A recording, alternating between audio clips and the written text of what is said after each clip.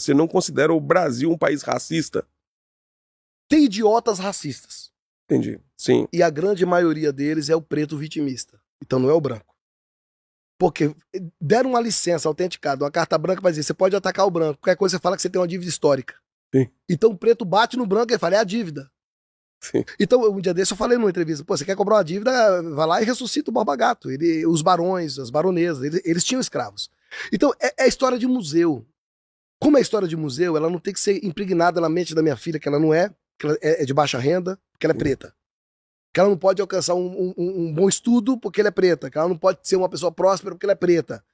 Porque a história que é vendida pra gente, de sofrimento, de dor, nos deu um exemplo, um símbolo. Esse símbolo é Zumbi dos Palmares. Porra, você pega a história de Zumbi dos Palmares, que para cuidar do peso que foi dado a ele, de liderança, né? Aí você, do quilombo. Aí então ele passa a ser chefe de escravo. Ele tem escravos. Aí é história. Ah, mas é o símbolo da dor, do tronco, do sofrimento. É fácil você implantar isso porque você ainda mantém escravo o negro hoje.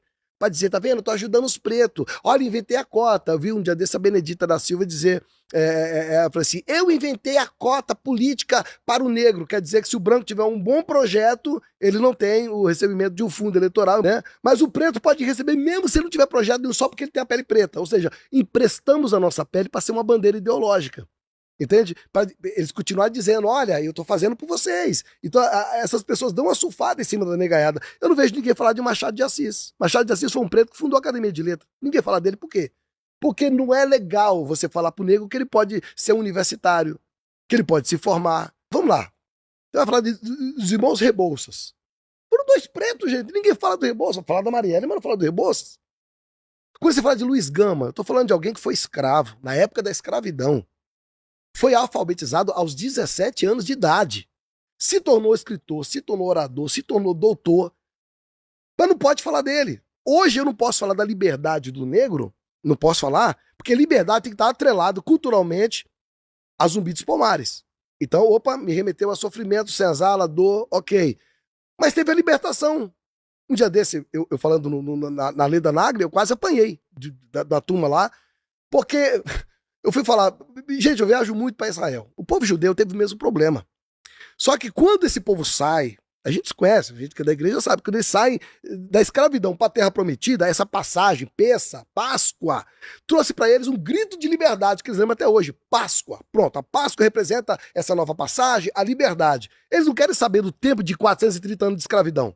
Eles querem saber o dia que eu fui liberto. Né? Por que um negro no Brasil não quer falar do dia da libertação? Porque remete a uma branquinha de olhos azuis, Princesa Isabel. E quem é o racista? Não posso falar da minha liberdade porque eu vou lembrar de uma branca, mas de branco não pode falar, então vamos falar do zumbi. Ou seja, a criança hoje ela tem que absorver o sofrimento, a dor, então deixa de ser uma história de museu para travar a mente da pessoa para ela continuar sendo escrava. Pronto, aí eu tenho o discurso de branco, eu sou um idiota que eu moro nos Estados Unidos, porque tem empresa, porque tem carro, porque tem não sei o quê. Cara, é muito pequeno. É só raciocinar, é só pensar. Essa semana, o bilionário Elon Musk anunciou que uma de suas empresas implantou o primeiro chip no cérebro de um ser humano. O projeto foi apresentado como uma grande novidade tecnológica de conexão sem fio da mente humana com os computadores. Para começar, a gente fala chip implantado no cérebro, mas isso é uma simplificação, porque não é bem assim.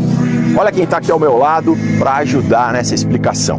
Uma cabeça com um cérebro dentro. Então, o esquema é o seguinte.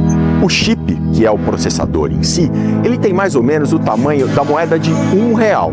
E ele não fica dentro do cérebro, ele fica no crânio, junto ao osso. É um neurocirurgião que vai lá e faz um buraquinho, faz uma incisão para instalar o chip. E aí o que entra mesmo no cérebro são esses filamentos finíssimos, muito mais finos que um fio de cabelo. 64 fiozinhos bem flexíveis com 16 eletrodos em cada um. Os filamentos são inseridos no cérebro não mais por um médico humano, mas por um robô cirurgião, também da Neuralink. Os microfiozinhos captam os sinais do cérebro numa quantidade 10 vezes maior do que os equipamentos usados até agora. E aí mandam tudo para o chip. É quase como ler os pensamentos e converter aquela intenção que está lá no cérebro numa ação concreta. Por exemplo, mexer um braço mecânico, um esqueleto externo, jogar videogame, se comunicar de alguma maneira. Agora, exatamente por que a Neuralink fez esse implante num ser humano, isso a gente não sabe.